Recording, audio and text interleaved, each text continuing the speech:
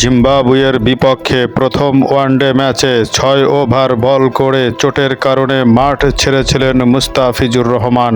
আর এই কারণে দীর্ঘ ৫ বছর পরে হঠাৎ করেই ওয়ানডে দলে সুযোগ পেয়ে গেলেন অলরাউন্ডার মোহাম্মদ সাইফুদ্দিন। ২০১৭ সালে ওয়ানডেতে অভিষেক ঘটেছিল, তবে চোট জর্জরিত কেরিয়ারে খেলতে পেরেছেন মাত্র ২৯টি ওয়ানডে ম্যাচ।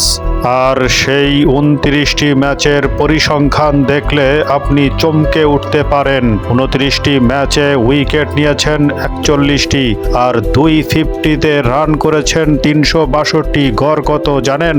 ৩৬.৩০। সেই সাইফুদ্দিনকে আমরা সময় মতো সবসময় পাইনি। আগামীকাল যদি শেষ ওয়ানডে ম্যাচে একাদশে সুযোগ পান, তাহলে পুরনো সেই সাইফুদ্দিনকে আমরা দেখতে পাবো, তেমনটাই প্রত্যাশা করছি।